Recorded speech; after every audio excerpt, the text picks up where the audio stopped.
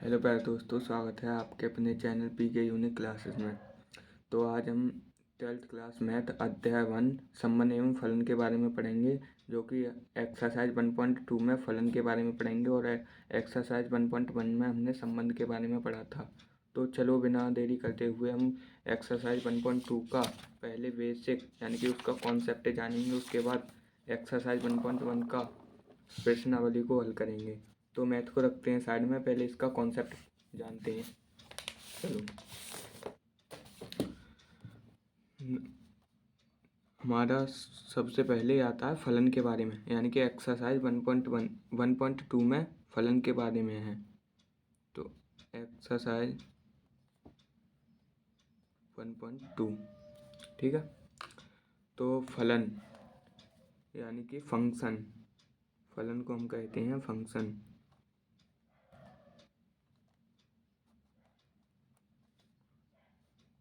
फलन तो फलन की हमें एक परिभाषा बताते हैं, जो कि बहुत उसके कायदा से आपको याद रखना है। फलन कहते किसको हैं, यानी कि हर एक फलन संबंध होता है, किंतु हर एक संबंध फलन नहीं होता। ठीक है, देखते हैं। हर एक फलन संबंध होता है, हर एक फलन संबंध होता है, परंतु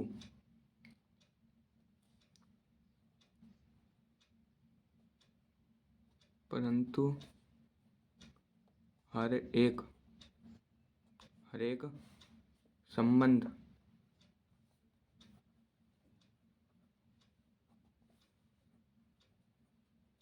फलन नहीं होता है।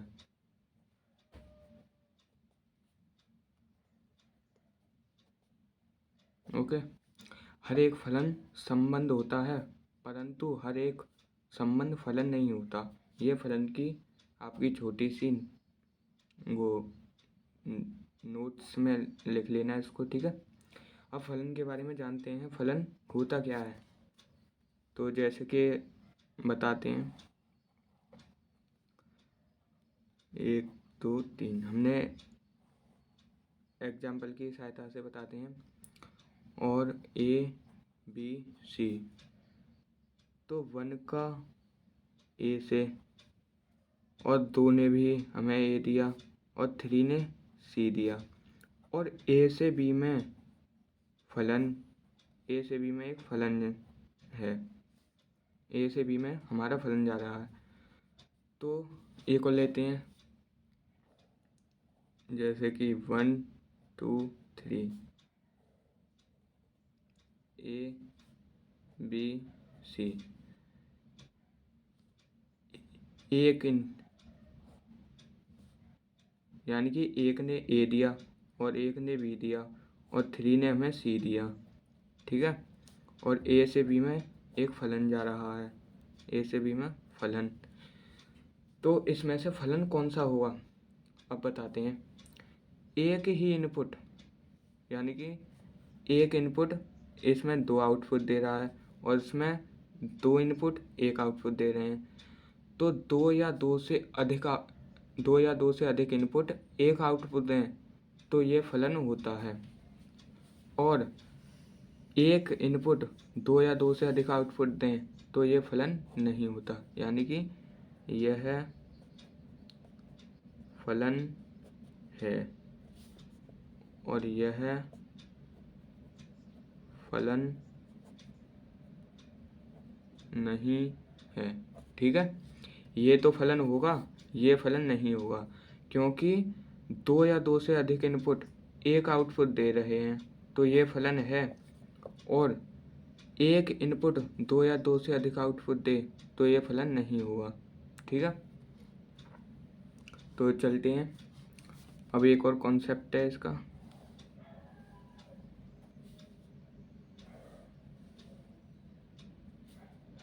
One two three four a b c d a. ठीक है, एक ने मुझे ए दिया, 2 ने बी दिया, 3 ने सी दिया, 4 ने डी दिया। ठीक है, और ए से बी में हमारा फंक्शन यानी कि फलन जा रहा है।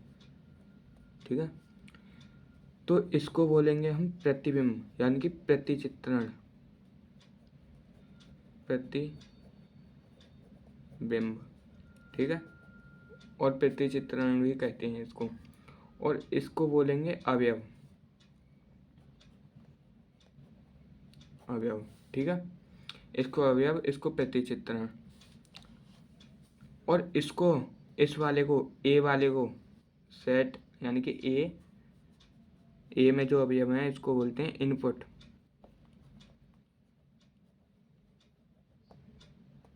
ठीक है, इनपुट। और बी में जो अवयव हैं इनको बोलते हैं आउटपुट, आउटपुट। इनको इनपुट, इनको आउटपुट। ठीक है, तो अब ए से बी में फलन गया है, तो ये तो हमारा कॉन्सेप्ट है फलन वाला क्लियर हो गया। फलन में इतना ही है। अब आते हैं हम नेक्स्ट है हमारा प्रति सहप्रांत प्रांत परिसर। ठीक है, तो नंबर 1, चलो पहले प्रांत लिखते हैं, प्रांत, फिर सहप्रांत, फिर परिसर। प्रांत, सहप्रांत, परिसर, पहले इनको जानते हैं। ठीक है,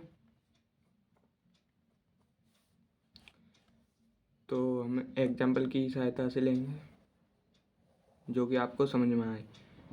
इस तरीके से आप करोगे तो आपको बिल्कुल समझ में आएगा, क्योंकि ये आसान भाषा और आसान मेथड में है।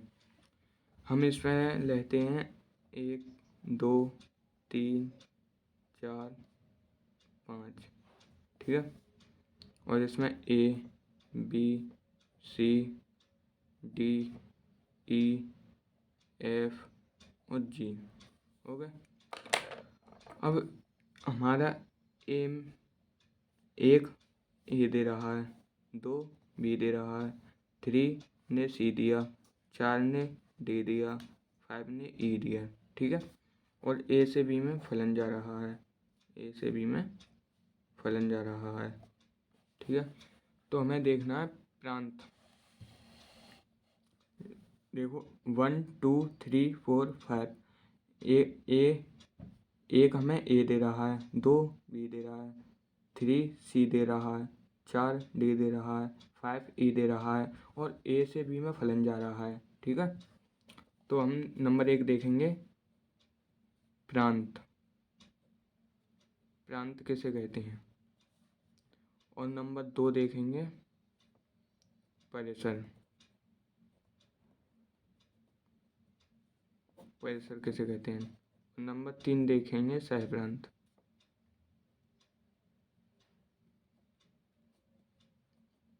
सहप्रांत। ठीक है, तो नंबर 1 है हमारा प्रांत।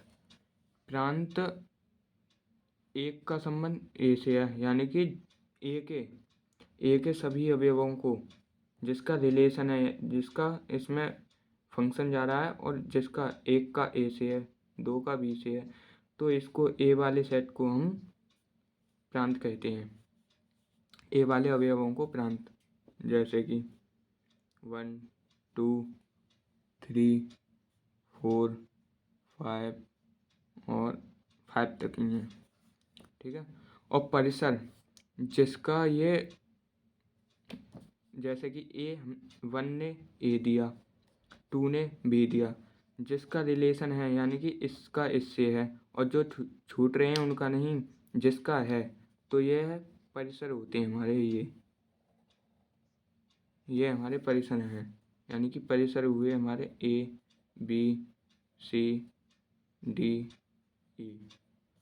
और सहप्रांत वो होते हैं बी के सभी अवयव, बी के सभी अवयव, जैसे कि ए, बी, सी, डी, ई, एफ, जी, ये सभी अवयव हमारे सहप्रांत होंगे।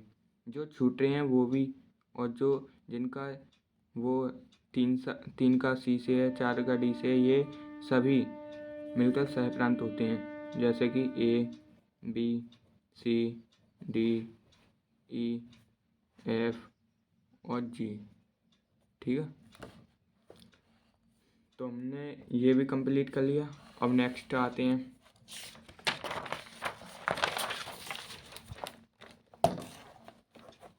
नेक्स्ट है हमारा एक फलन।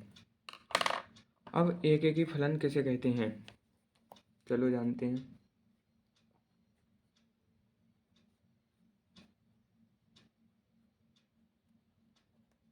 एक फलन,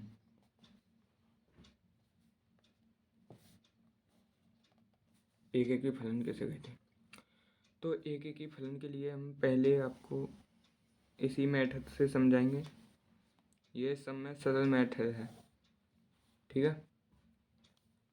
इसमें 1 2 3 4 ए बी सी डी, ठीक है।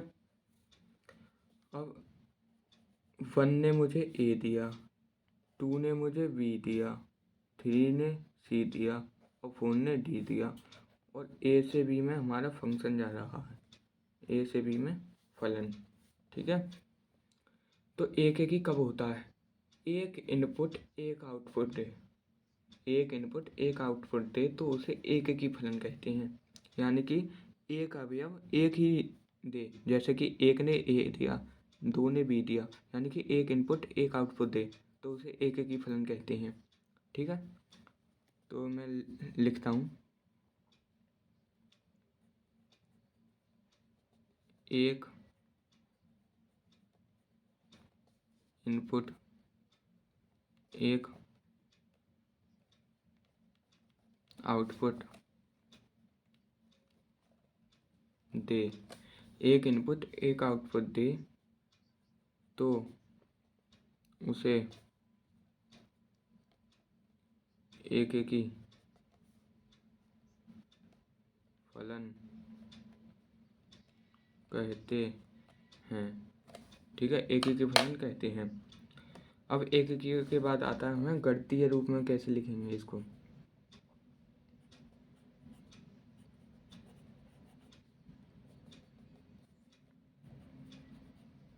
गणितीय रूप में, तो गणितीय रूप में हमें लिखा जाता है जैसे कि हमने फंक्शन x1 बराबर होगा फंक्शन x2 के, तो x1 बराबर होगा x2 के, और हमारा हर एक x1 x2 ए से आ रहा है यहाँ से, ठीक है। ए से सेट ए से आ रहा है, तो ये गणितीय रूप होगा, तो एक ही होगा, एक ही है, एक ही फलन है, ठीक है। यदि यदि x1 बराबर नहीं है x2 के, तो f(x1) बराबर नहीं होगा f(x2) के, ओके। अब एक ही फलन के बारे में हमने समझा दिया। अब नेक्स्ट बढ़ते हैं, अच्छातक फलन किसे कहते हैं। तो अच्छातक फलन देखते हैं।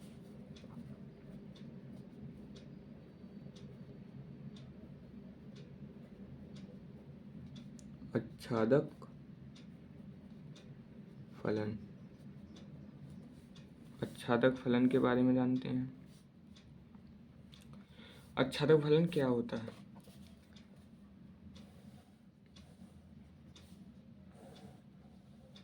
जैसे कि हमने 1 2 3 4 और a b c d, okay.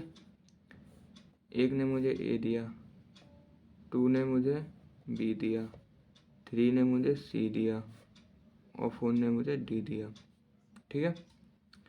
और ए से बी में एक फलन है। अब ये क्या होता है कि अच्छादक सहप्रांत के, ये हमारा सहप्रांत होता है और ये ए वाला हमारा प्रांत होता है।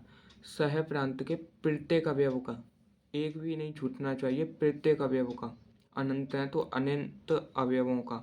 जैसे कि सह प्रांत के प्रत्येक अवयवों का प्रतिचित्रण प्रांत में मौजूद हो, उसे आच्छादक फलन कहते हैं। लिख देता हूँ मैं, जिससे कि आपको याद रहे। क्योंकि यदि यदि यदि सह प्रांत के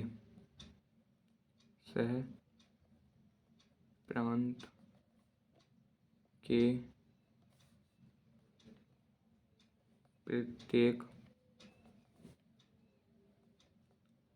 अवयव का सह प्रांत के प्रत्येक अवयव का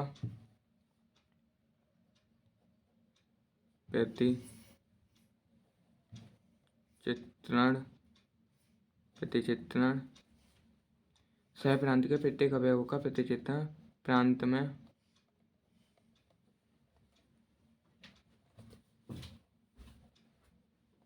मौजूद हो, उसे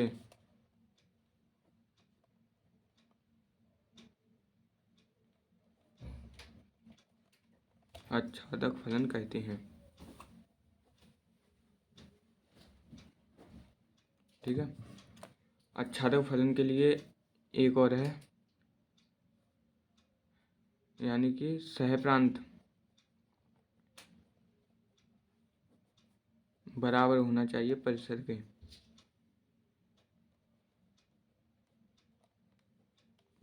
ठीक है।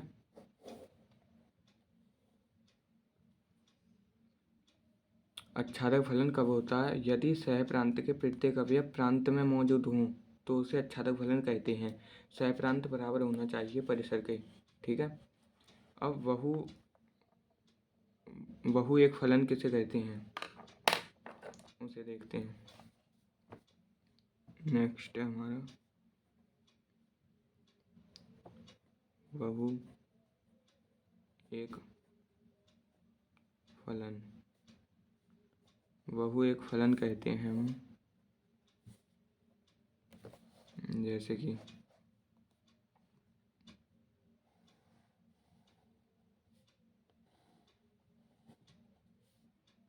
1 2 3 A B C। ठीक है।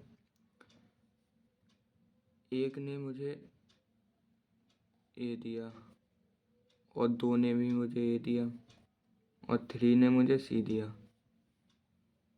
यानी कि 2 या 2 से अधिक इनपुट एक आउटपुट दें तो उसे बहु एक फलन कहते हैं।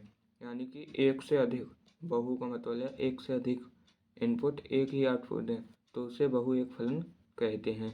जैसे कि F1 ने भी मुझे ए दिया और F2 ने भी मुझे ए दिया और यहाँ पर ए से बी में फलन जा रहा है, ए से बी में फलन जा रहा है। ठीक है। 2 या 2 से अधिक इनपुट एक ही आउटपुट दें। लिख देता हूँ, चलो। यहाँ पर 2 या 2 से अधिक इनपुट एक आउटपुट ने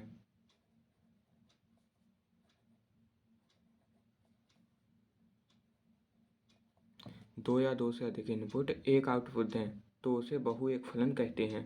ठीक है। तो ये है हमारा बहु एक फलन हो गया। चलो आगे बढ़ते हैं नेक्स्ट पर। नेक्स्ट आता है हमारा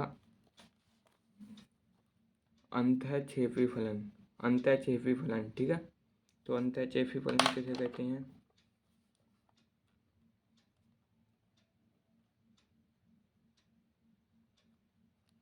अंतःक्षेपी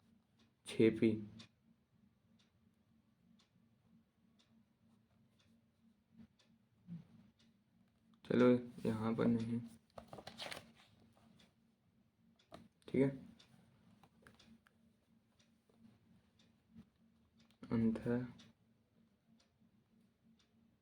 अंतःक्षेपी फलन। अंतःक्षेपी फलन किसे कहते हैं? तो अंतःक्षेपी फलन के लिए होता है हमारा, जैसे कि यहाँ पर 1 2 3 और यहाँ पर हम ABCD कुछ भी ले सकते हैं, ABC, ठीक है। और E, एक का हमने A, 2 का B के साथ, 3 का C के साथ, ठीक है। 1 ने मुझे A दिया, 2 ने मुझे B दिया, 3 ने मुझे C दिया। और E नहीं मिला, यानी कि एक पद का छूटता है, इसमें किसी का संबंध नहीं है और A से B में फलन जा रहा है, तो इसको अंतःक्षेपी फलन कहेंगे, यानी कि एक का हमारा नहीं है, इसलिए यह अंतःक्षेपी फलन है, ठीक है। इसको अंतःक्षेपी फलन कहेंगे। और एक अंतःक्षेपी फलन किसे कहते हैं? एक अंतःक्षेपी फलन यानी कि वो एक ही भी हो और अंतःक्षेपी फलन भी हो।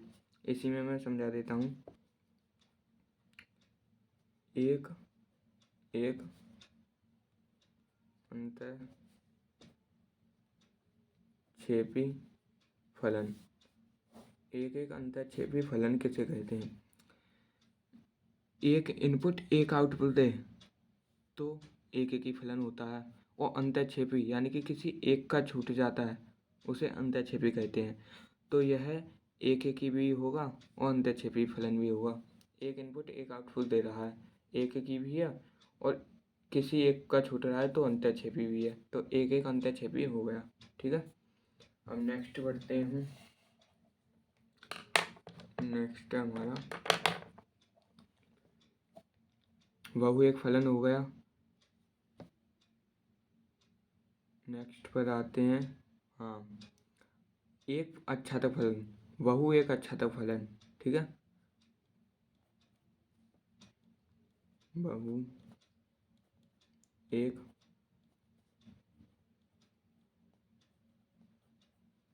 अक्षातक फलन, बहु एक अक्षातक फलन, ठीक है।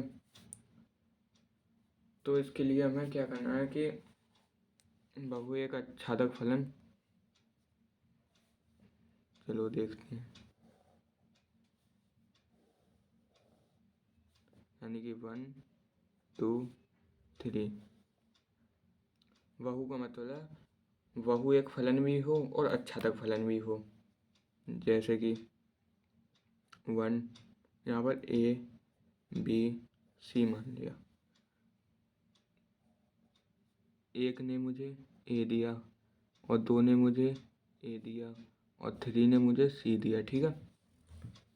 और 4 भी मान लेते हैं, 4 ने मुझे B दिया।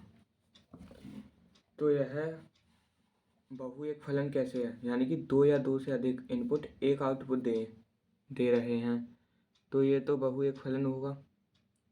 और अक्षातक क्यों होगा? क्योंकि सह प्रांत के प्रत्येक अवयव का प्रतिचित्रण प्रांत में मौजूद है, इसीलिए अक्षातक भी होगा। तो इसी को हम कहते हैं बहु एक अक्षातक फलन, ठीक है।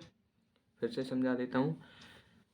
2 या 2 से अधिक इनपुट एक आउटपुट दें तो बहु एक फलन होगा, और सह प्रांत के प्रत्येक अवयव का प्रतिचित्रण प्रांत में मौजूद हो तो वो अक्षातक फलन होगा, जिसको हम बहु एक अक्षातक फलन कहते हैं।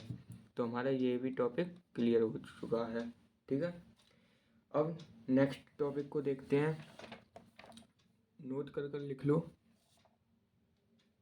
नोट में आते हैं हम,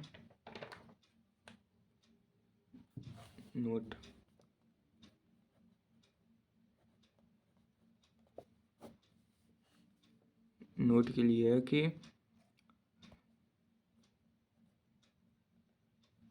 सह प्रांत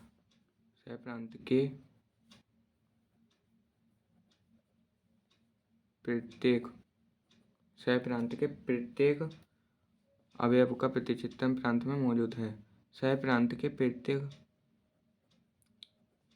अवयव का प्रतिचित्रण सहप्रांत के प्रत्येक अवयव का प्रतिचित्रण प्रांत में मौजूद हो। सहप्रांत के प्रत्येक अवयव का प्रतिचित्रण प्रांत में मौजूद हो उसे हम आच्छादक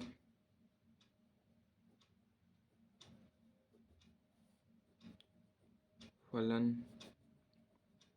कहते हैं। आच्छादक को आच्छादी फलन, आच्छादक फलन कुछ भी बोल सकते हैं, ठीक है। आच्छादक फलन कहते हैं। और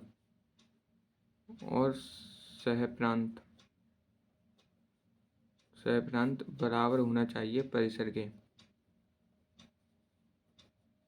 ओके, ये हो गया क्लियर। अब हम आते हैं, आपके सभी कॉन्सेप्ट मैंने क्लियर करा चुका हूँ। अब आते हैं हम एक्सरसाइज 1.1.2 में। उसका हम पहला क्वेश्चन करेंगे, ठीक है।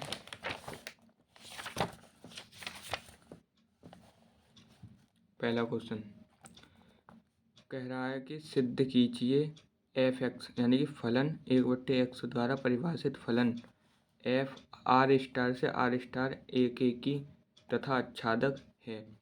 आर स्टार का मतलब है सभी ऋणोत्तर वास्तविक संख्याओं का समुच्चय है आर स्टार, जहाँ आर स्टार सभी ऋणोत्तर वास्तविक संख्याओं का समुच्चय है। यदि प्रदत्त आर स्टार को एन से बदल दिया जाए, प्रांत है प्रांत आर स्टार को एन से बदल दिया जाए, यानी कि प्रांत पहला वाला, इसको हम एन कर देते हैं, दिया जाए, जबकि सह प्रांत पूर्व आर स्टार ही रहे, यानी कि पिछला वाला आर स्टार ही रहे, इसको प्रांत बोलते हैं, इसको सह प्रांत।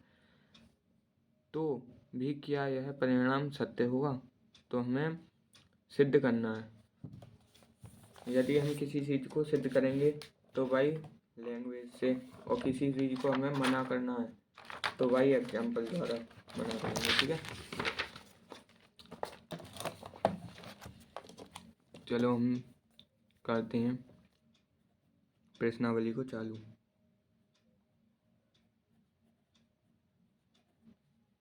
प्रश्नावली 1.2, ठीक है। प्रश्नावली 1.2 क्वेश्चन नंबर 1। क्वेश्चन नंबर 1 में दिया है, हमें दे रखा है एफ एक्स बराबर 1/x, ठीक है। और फलन आर स्टार से आर स्टार में जा रहा है, ठीक है।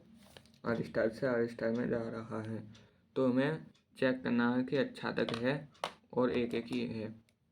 तो नंबर 1 एक के लिए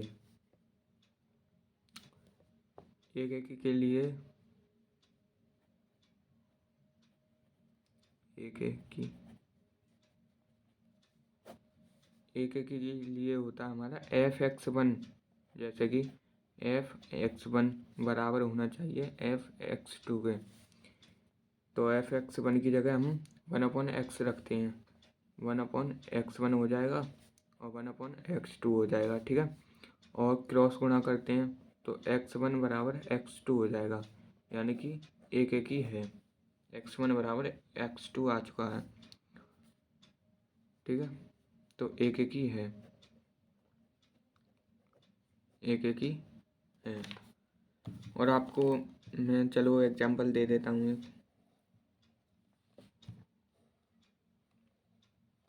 जैसे कि 1 2 3, और ये आर स्टार का मतलब है वास्तविक संख्या। यदि मैं x की जगह, ये हमारा x, ये y, और y बराबर हमारा दे रखा है 1/x। यदि मैं x की जगह 1 रखूँ तो मुझे 1/2 मिलेगा, और x की जगह 2 रखूँ तो 1/2 मिलेगा। यदि x की जगह 3 रखूँ तो 1/3 मिलेगा, जो कि वास्तविक संख्या में आते हैं ये सभी, और हमारा फलन जो है आर स्टार से आर स्टार में जा रहा है। ठीक है, आर स्टार से आर स्टार में जा रहा है। यह एक एक ही हुआ। अब आच्छादक के लिए देखते हैं। आच्छादक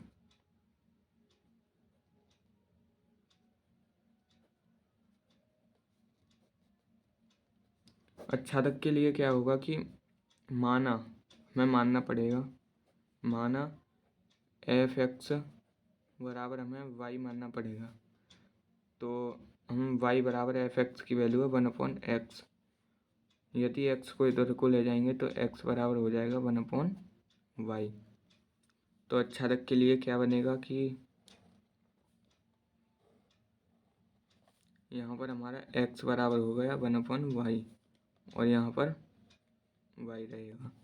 और आर स्टार में हमारा फलन जा रहा है। तो यहाँ पर हम क्या करेंगे कि यदि हमने y की जगह जैसे कि हमने 1 रखा तो यहाँ पर मुझे मिलेगा 1/1 यानी कि 1। और आर स्टार में यानी कि -1 रखा तो मुझे मिलेगा -1। यदि हमने 2 रखा तो 1/2 मिलेगा, जो कि आर स्टार में है। सभी वास्तविक संख्याएं हैं तो यह आच्छादक भी होगा, यानी कि आच्छादक है।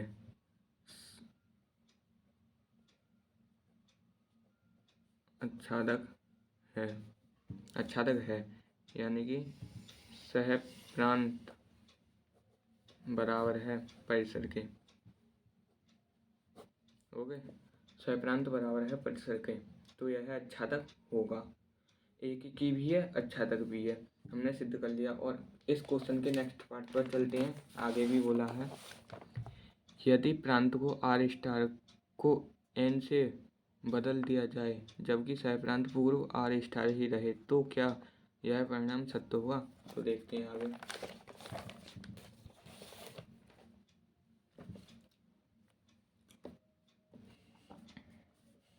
नंबर 1 आच्छादक के लिए एक एक के लिए, नेक्स्ट पार्ट में एक एक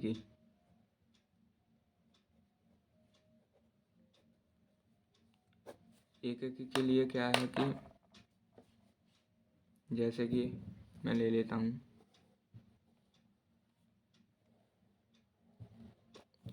आर स्टार को बदलकर प्रांत में एन कर दिया है, एन से फलन आर स्टार में जा रहा है। ठीक है, और यहाँ हमारा एक्स फलन यानी कि एक्स और वाई बराबर है 1/x। ठीक है, यदि हम प्राकृतिक संख्या 1 लें, 2 लें, 3 लें तो 1/1 1 और 2 का 1/2 और 1/3, ये सभी वास्तविक संख्याएं हैं, यानी कि नेचुरल नंबर इसमें मिल रहे हैं। प्राकृतिक संख्या आर स्टार यानी कि वास्तविक संख्या है, ये एक एक ही तो होगा क्योंकि फलन एफ एक्स बराबर है 1/x और हमारा फंक्शन एन से आर स्टार में जा रहा है तो fx1 बराबर है fx2 के, यानी कि 1/x1 बराबर है 1/x2 के, x2 बराबर है x1 के। ओके, x2 बराबर है x1 के, तो यह एक ही तो होगा, एक ही है। और हर एक x1 और x2 हमारे नेचुरल नंबर से आ रहे हैं, प्राकृतिक संख्या एक ही हो गया। अब आच्छादक के लिए क्या है कि आच्छादक देखते हैं।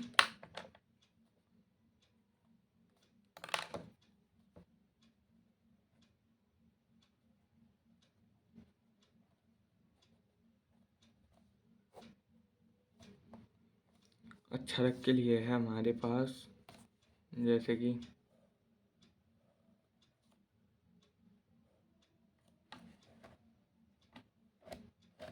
आपको दिख रहा है n से हमारा जा रहा है आर स्टार में, यानी कि वास्तविक संख्या में फंक्शन फलन, और हमें माना, यहाँ मान लेते हैं, माना एफ एक्स बराबर वाई, तो वाई बराबर हमारा एफ एक्स बराबर वाई मान लिया हमने, तो वाई बराबर होगा 1/x, तो x बराबर होगा 1/y। ठीक है, x बराबर हो गया 1/y और यहाँ पर y। यदि आर स्टार में हमने, क्योंकि ये वास्तविक संख्या में सभी आती हैं, प्राकृतिक संख्या, पूर्ण संख्या, सभी वास्तविक संख्याएं होती हैं। अगर हम √2 लें या 3 लें तो हमें यहाँ पर 1/√2 मिलेगा। ठीक है, जो कि प्राकृतिक संख्या में नहीं होता है। 1/√2 प्राकृतिक संख्या में है नहीं। लिखेंगे क्या कि सह प्रांत के प्रत्येक अवयव का प्रतिचित्रण प्रांत में मौजूद नहीं है, इसीलिए यह आच्छादक नहीं है। मैं करके दिखा देता हूँ। जैसे कि √2 y बराबर √2 आर स्टार में है, किंतु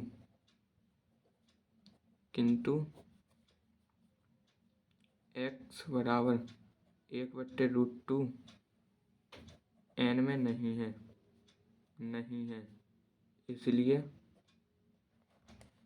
n में नहीं है, इसीलिए आच्छादक नहीं है।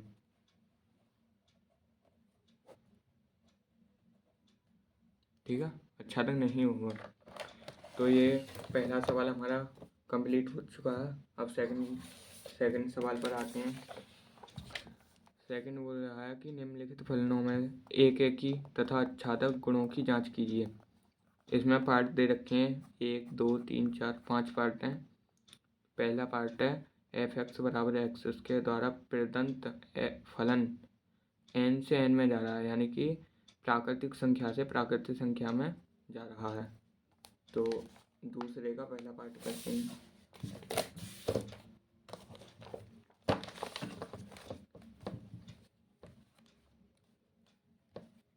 दूसरे क्वेश्चन का पहला पार्ट हमें दिया है एफ एक्स बराबर एक्स स्क्वायर और फंक्शन है हमारा नेचुरल नंबर, यानी कि प्राकृतिक संख्या से प्राकृतिक संख्या में जा रहा है। तो हम देखेंगे नंबर 1 एक ही फलन। तो एक के लिए हमारी होती है एक के लिए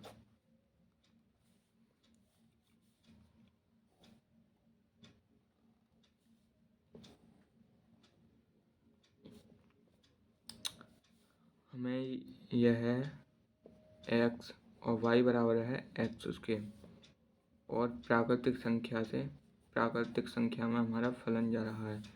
यदि हम x बराबर यानी कि 1 और 2 3 प्राकृतिक संख्या है ना, 1 2 3 4 5 6 ये सभी प्राकृतिक संख्या हैं।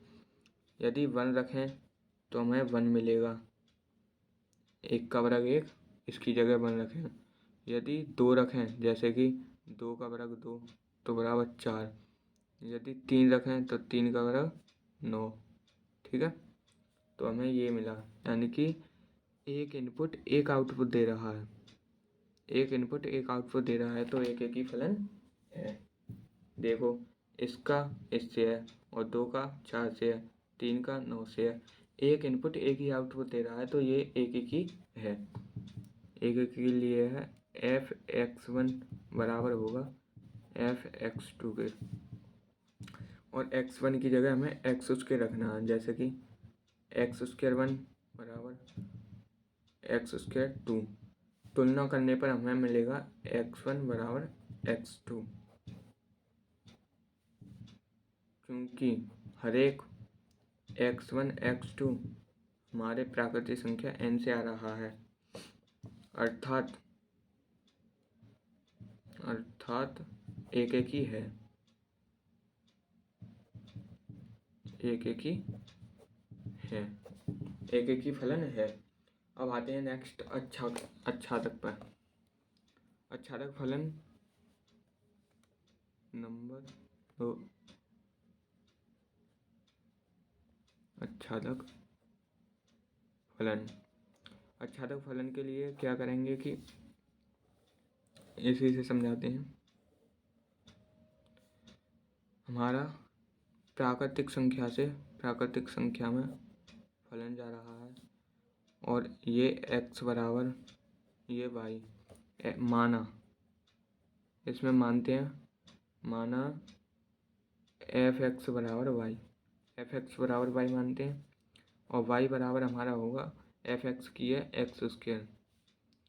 तो इसको इधर लाएंगे तो x बराबर हो जाएगा √y प्लस माइनस।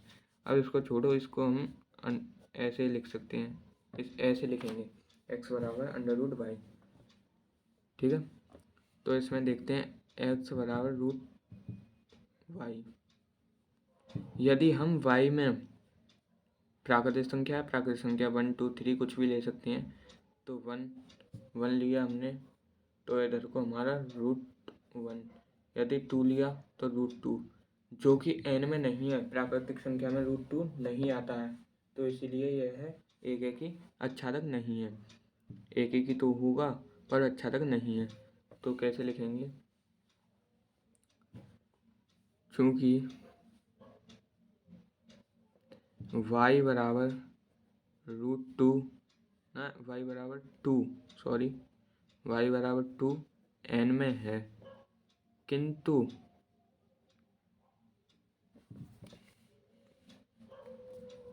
चूँकि y बराबर 2n में है, किंतु हमें 2 रखने पर √2 मिला, तो हम लिखेंगे x बराबर √y, यानी कि √2 x बराबर √2 n में नहीं है, अर्थात अच्छादक नहीं है। और इसको एक और ऐसे भी लिखें, फिर बात को, सहप्रांत बराबर नहीं है परिसर के, सहप्रांत बराबर नहीं है परिसर के। ओके, सहप्रांत बराबर नहीं है परिसर के, तो यह अच्छादक फलन नहीं है। तो हमें दूसरे का पहला पार्ट हो चुका है। अब सेकंड पार्ट पर आते हैं। इसके बाद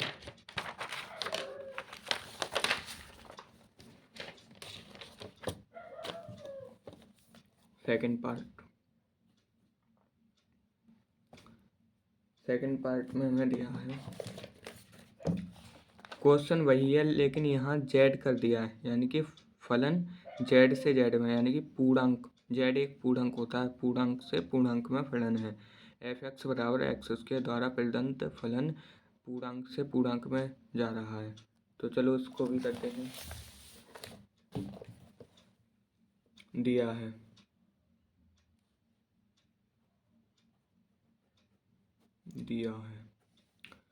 तो हमें दे रखा है फलन x बराबर x² और हमें फलन जो है z से z में जा रहा है, यानी कि पूर्णांक से पूर्णांक में जा रहा है। तो पहले आपको समझा देते हैं, दिखा देते हैं। पूर्णांक यहाँ पर होगा x और यहाँ पर होगा y, और हमारा फलन है z से z में, यानी कि पूर्णांक से पूर्णांक में जा रहा है। और हम नंबर 1 देखते हैं एक एक के लिए, एक एक ही फलन के लिए। तो एक एक के लिए क्या होगा कि यदि पूर्णांक जैसे कि -2 -1 1 हम लेते हैं 1, यदि हम 1 रखेंगे तो 1 मिलेगा, और -1 रखेंगे, सॉरी y बराबर x², यदि 1 रखेंगे 1 और -1 रखेंगे फिर भी 1 मिलेगा। यानी कि 2 या 2 से अधिक इनपुट एक ही आउटपुट दे रहे हैं।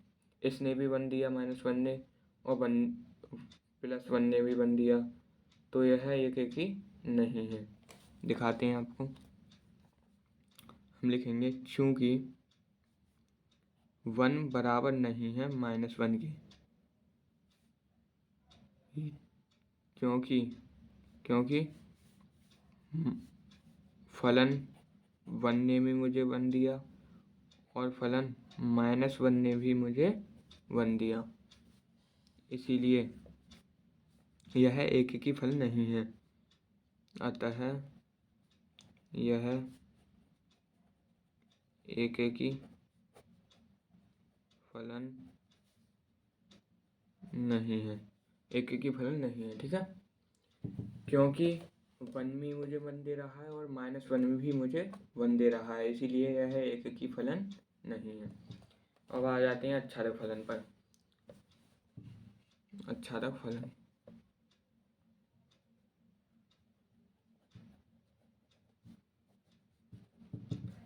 आच्छादक फलन पर क्या होगा कि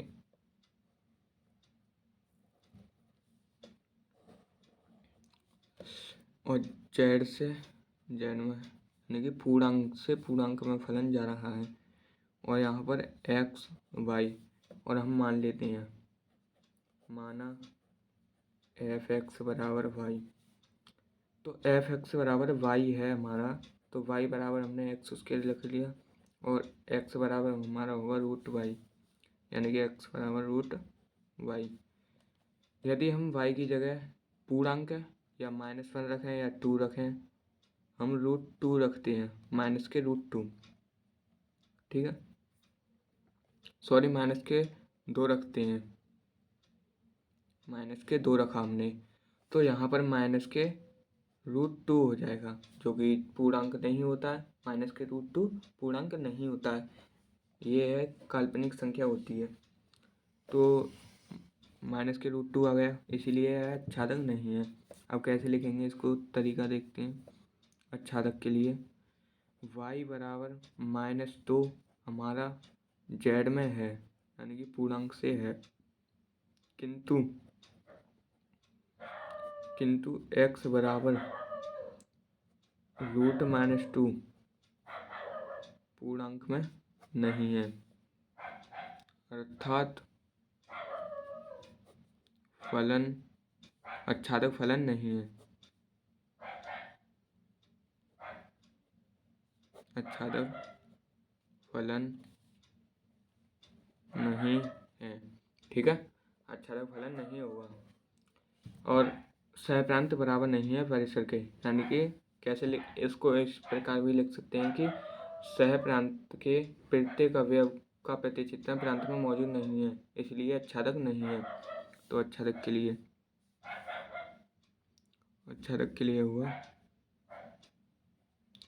सहप्रांत बराबर नहीं है परिसर के, सहप्रांत बराबर नहीं है परिसर के, इसीलिए आच्छादक नहीं होगा। अब नेक्स्ट पार्ट पर आते हैं, इसका थर्ड पार्ट है एफ एक्स बराबर एक्स के द्वारा प्रदत्त फलन आर से आर में जा रहा है, यानी कि वास्तविक संख्या से वास्तविक संख्या में जा रहा है। तो इसको भी देखते हैं आच्छादक है या नहीं।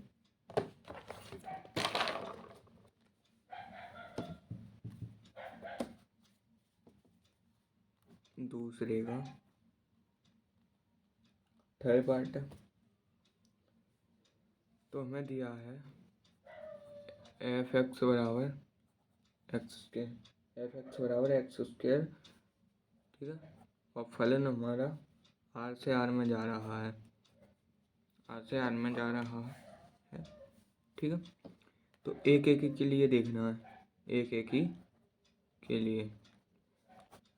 के लिए क्या होगा कि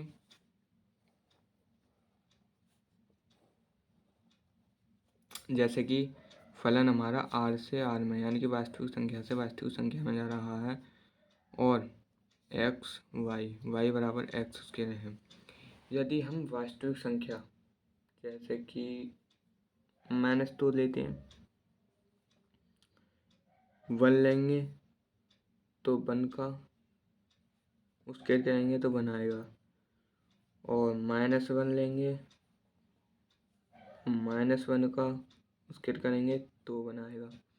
यानी कि दो डिफरेंट इनपुट एक ही आउटपुट दे, यानी कि 2 या 2 से अधिक इनपुट एक ही आउटपुट दें तो वो एक ही नहीं होता है, इसलिए ये एक ही नहीं हुआ। देखते हैं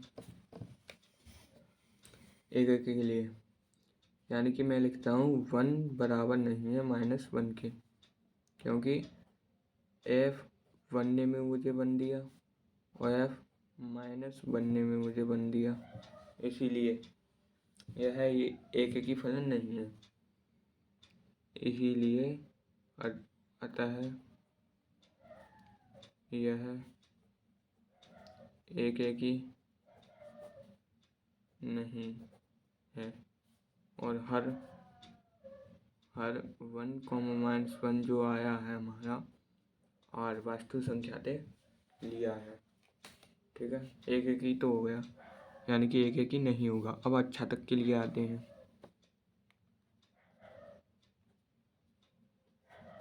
अच्छा तक के लिए देखते हैं। अच्छा तक हम देखेंगे कि 1, जैसे कि पहले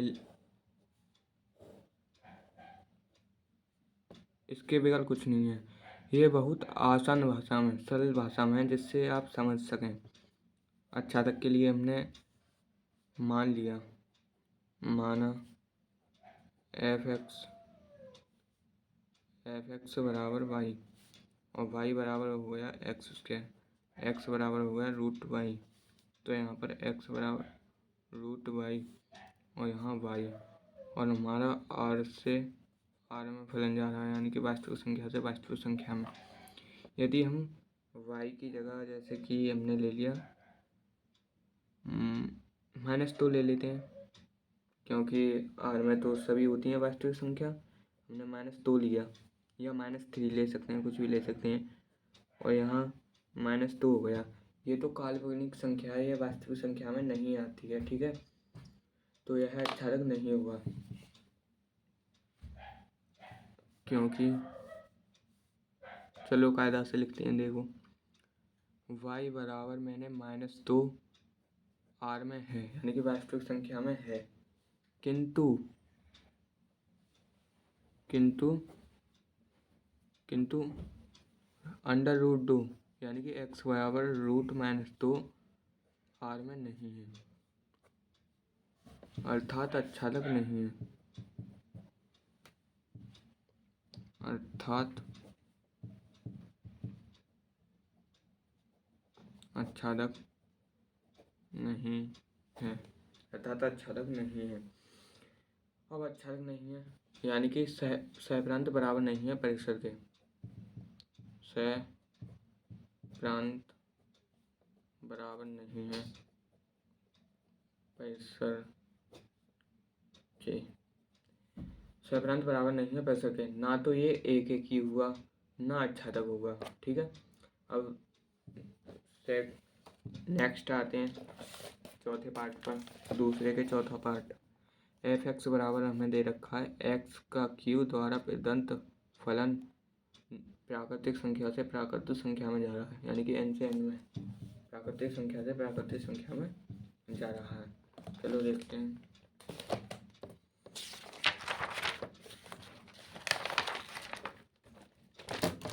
नेक्स्ट स्टेप होगा प्राकृतिक संख्या, यानी कि दूसरे का हमें दे रखा है चौथा क्वेश्चन, चौथा पार्ट।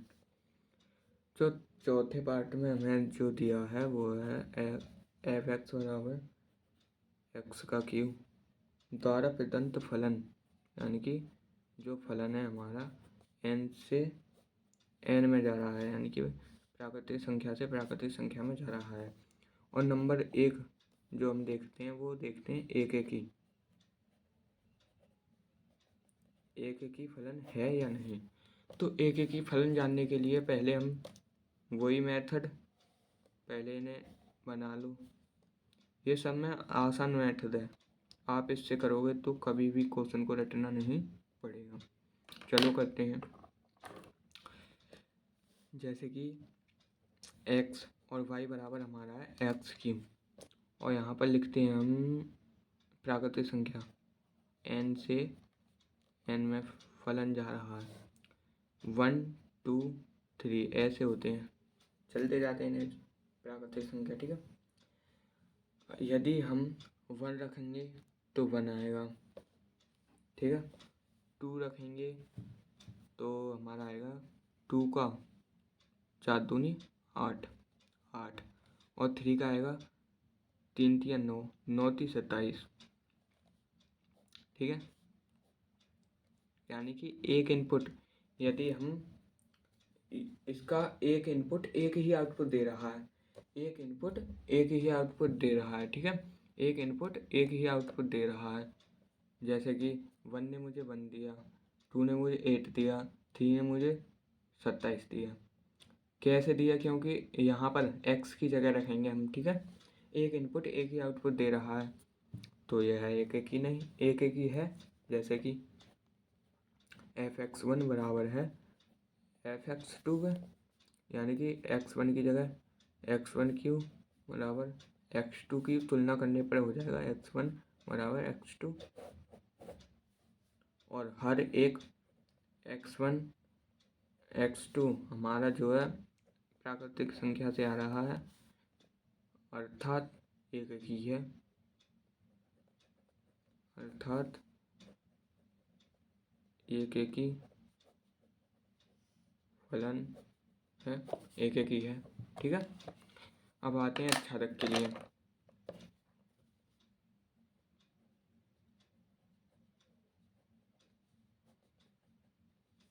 अच्छादक फलन के लिए क्या करेंगे कि मानते हैं, सबसे पहले हम मानते हैं, माना f(x) बराबर मानते हैं हम y, और y बराबर हो गया हमारा x का q, और x बराबर हो जाएगा हमारा y बराबर 1/3। ठीक है, इस घात को इधर ले जाएंगे तो y की घात 1/3 हो जाएगी। तो हम लिखते हैं x बराबर y की घात 1/3, और यहाँ पर y, और हमारा प्राकृतिक संख्या से प्राकृतिक संख्या में जा रहा है फलन, प्राकृतिक संख्या से प्राकृतिक संख्या में हमारा फंक्शन फलन जा रहा है। तो देखते हैं, यदि हम y की जगह 2 रखें तो यहाँ पर हमें 2 की घात 1/3 मिलेगी, जो कि प्राकृतिक संख्या में नहीं आती है। ये प्राकृतिक संख्या में नहीं आती है, इसलिए अच्छादक क्यों होगा? ये अच्छादक नहीं है। लिखने का मेथड कैसा है? क्योंकि y बराबर 2 हमारा प्राकृतिक संख्या में है, किंतु x बराबर 2 की घात 1/3 हमारा n में नहीं है, यानी कि प्राकृतिक संख्या में नहीं है, अर्थात फलन अच्छादक नहीं है, अर्थात अच्छादक फलन नहीं है।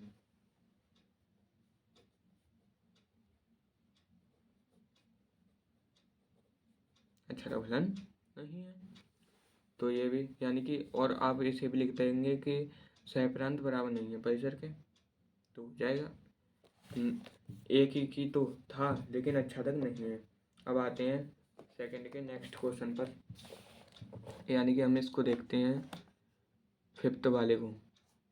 f(x) बराबर है हमारा x3 द्वारा प्रदत्त फलन पूर्णांक से पूर्णांक में आ रहा है। अब यहाँ पर प्राकृतिक संख्या था, यहाँ पर है पूर्णांक, तो चलो देखते हैं, इसको साइड में रखते हैं। प्राकृतिक संख्या,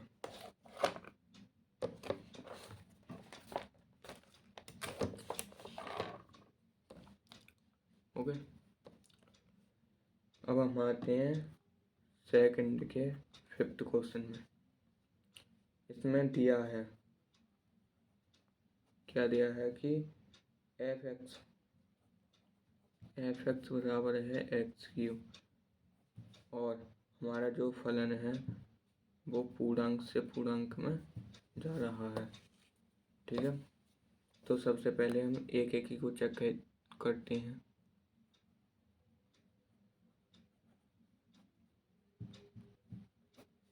एक एक को चेक करते हैं। ठीक है, एक एक के लिए हमें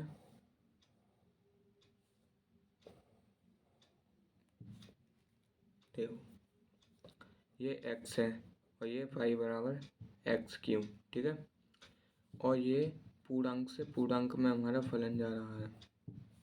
यदि हम पूर्णांक माइनस भी होता है और प्लस भी होता है, यदि हम माइनस के हम 1 रखते हैं तो 1 का 1 और माइनस के 1 रखें, चलो 2 रखते हैं 2, तो 2 का हमें क्या मिलेगा, 2 का मिलेगा 2 दूनी 4, 4 दूनी 8। यदि हम -2 रखें, पूर्णांक में -2 आता है, -1 भी आता है, तो -2 रखें तो -2 का होगा जैसे कि 8, तो माइनस के 8 आएगा। तो एक इनपुट एक ही आउटपुट दे रहा है, एक इनपुट एक ही आउटपुट दे रहा है, तो यह एक एक ही होगा। लिखते हैं f(x1) बराबर f(x2), तो f(x1) कैसे कि x1 का क्यूब बराबर x2 का क्यूब, तुलना करने पर x1 बराबर x2, यानी कि एक एक ही है। हर x1, x2 हमारे पूर्णांक से आ रहे हैं, अतः एक एक ही है, एक एक ही है। ठीक है, तो एक एक ही है, यानी कि एक इनपुट एक ही आउटपुट दे रहा है, तो एक एक ही होगा। अब अच्छा तक देखते हैं।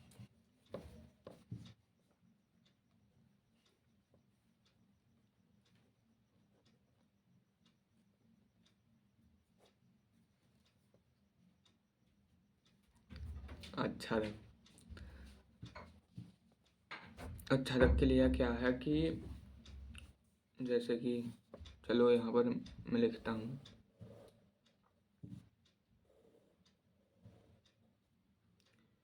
अब मानते हैं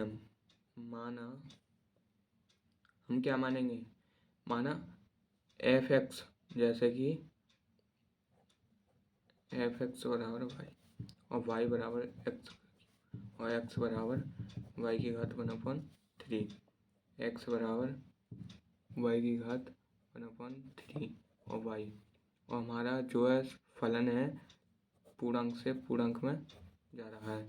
पूर्णांक हमारा -2 भी है और -1 भी है, तो हम 2 ही ले लेते हैं और इधर को 2 की घात 1/3 हो जाएगी, जो कि पूर्णांक में नहीं है, अर्थात आच्छादक नहीं है। चलो लिखते हैं 2 हमारा यानी कि y बराबर 2 z में है, किंतु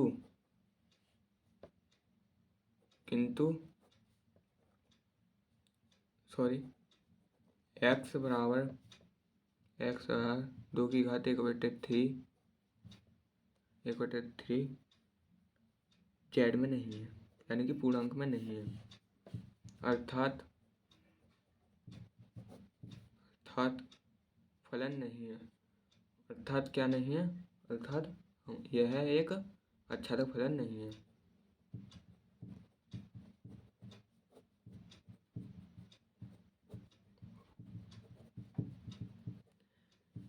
तो दोस्तों आज के लिए ये 5 पार्ट खत्म हो चुके हैं।